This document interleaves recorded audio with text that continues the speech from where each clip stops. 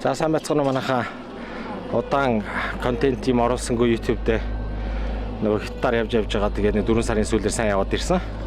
Тэгээ хөдөө ерөөсөө энэ жил гарсангүй анх удаал гарч ийн марг 3-4 сар хөдөө явахгүй байж байгаа Улаанбаатар. Тэгээд завгүй ажил төрлөгээд явсаар байгаа. Тэгээд энэ удаадаа хүүгийн найзуу Солонгосоос ирсэн.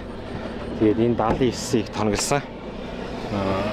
Ийм canopy тавиад тэгээд дээрэс нь ийм Alucabin LT 50 гэдэг юм хөнгөн майхан тавьсан. Тэрийг бас турш үзийгээд тэгээ мэдээж нөгөө нэг хуучин 78-тайгаа явж байгаа. 78 бол хിവэрээ ерөөсөө хятадаас ирээл тэгэл тэр чигээрээ хайсан. Тэр чигээрээ байж байгаа юу ч өөрчлөлтөөгүй. Тэгээ энд тасархаа дээр нэг дүүгэндээ ирсэн бас монголчуудынхаа одоо нүүдэлчний амьдралыг үзүүлээгээд зориуд ингээд энэ хөдөө айлд хүрээд ирсэн байна. Бүгд найзуудтай. Тэгээ та бүхэндээ одоо удахгүй намрын гой сонирхолтой бас контентууд оруулах шүү. Гой төлөвсөн аялууд байгаа.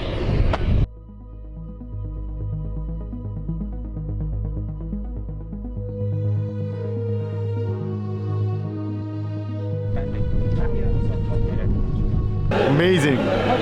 It's making a food for us, I guess. I don't know the name of it. I guess it's steaming, grilling? Yeah. Type of barbecue. It's amazing.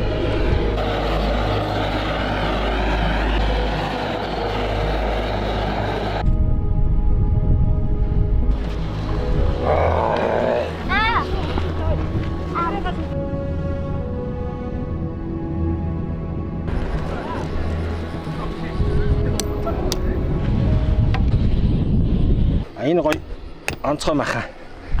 Энэ голланд нөхөр хараараа идэг байсан. Насаараа циркийн махан идэг байсан. Монгол тэгээд голланд руу буцсан. Тэгээ уг нь бол энэ амар маш хурдан барьчдаг. Ингээд хэмжээ нь ерөөхдөө 4 антыг шиг барих. Одоо надад бол конструкц нь маш их таалагддаг. Авсаархан хурдан барьчихаар тийм ах. Одоо хамгийн бага нь инч 4 м-тэй 8 м-тэй байгаа бас 11 м-тэй 11 м-тэй бол бүр маш том гэсэн үг шүү дээ.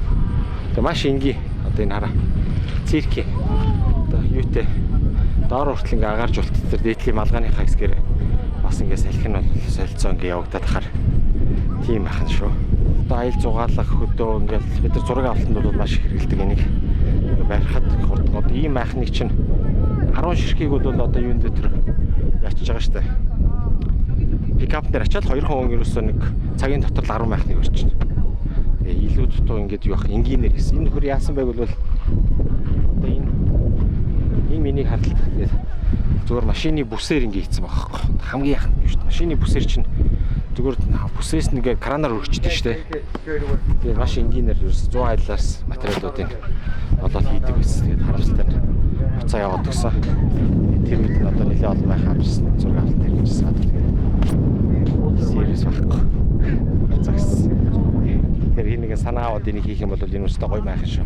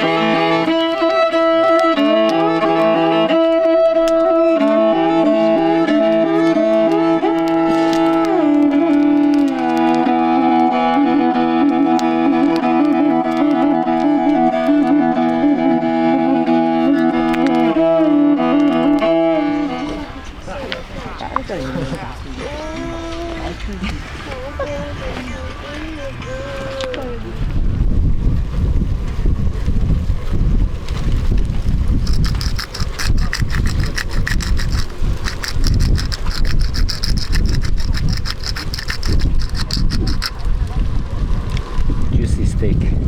Yummy. Чамк. Тэгээ. Одоо ингэ давсл юм шиг шүү дээ.